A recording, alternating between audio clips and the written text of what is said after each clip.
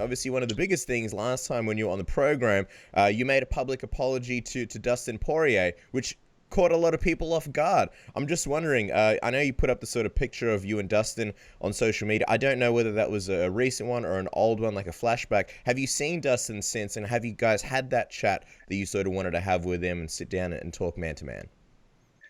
Yeah, everything's cool over there. I got no hard feelings. Those guys are good people. I got nothing else bad to say about them. I know they wouldn't say anything bad about me. I know they only say nice things about me. So, I'm just worried about my business and focused on what's ahead of me. Man, this is my time, and I'm not worried about anybody else in my way. I'm here to get what's mine and what I deserve, and anybody in my way. It's just besides my teammates, I got to take care of.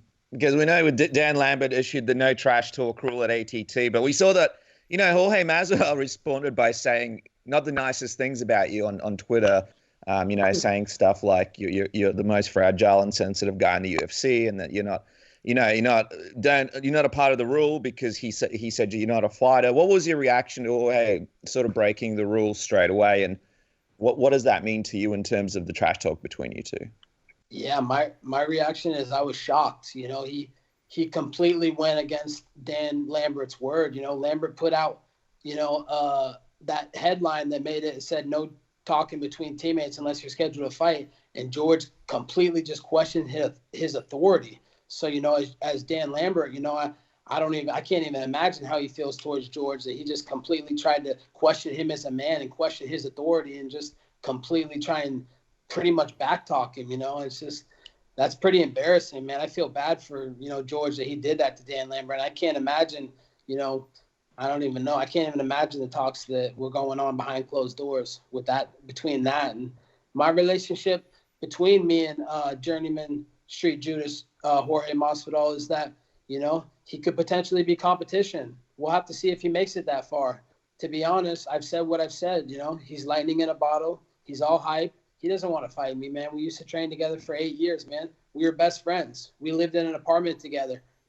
Me and Jorge Masvidal used to fight for free. Go look on YouTube. There's literally fights where we fought in our living room. We fought for 2 hours straight, and I made him quit. And pretty much like every other training session that I made him quit. So Journeyman Street Judas Masvidal does not want to fight me, and that's just facts. But I guess because he's come out there and said what he said, does this mean the rule still applies between you guys as far as trash talk and stuff like that? Or does this mean that you're still going to stick by that rule because of Dan Lambert? Yeah, I'm still going to stick by that rule, man. I'm a man of my word, and, I got nothing to say about it anymore. I'm just focused on Tyrone Woodley and Marty Fake Newsman and any other business opposition that I have to get involved in. And, this is the fight business. This isn't the feelings business, and this isn't the friends business.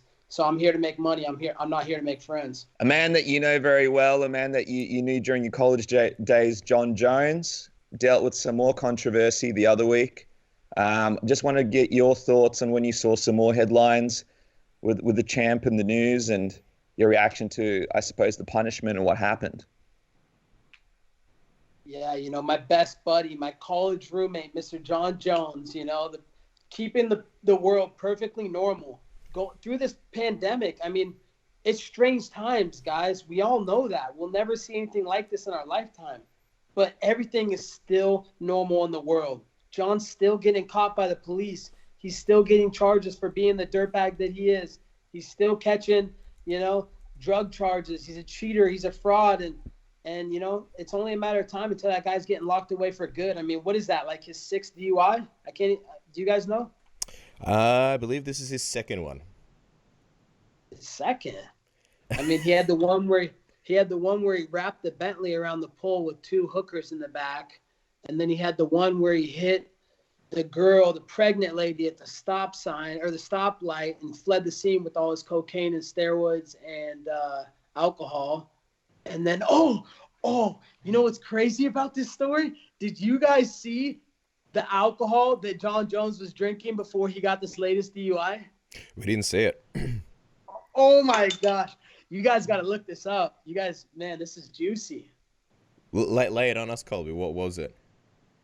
It was journeyman Jorge Masvidal's liquor in the back seat of John Jones. So that's how right. good of a friend.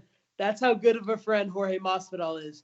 He gave an alcoholic John Jones alcohol, and look what happened. He got another DUI, and he's going to jail.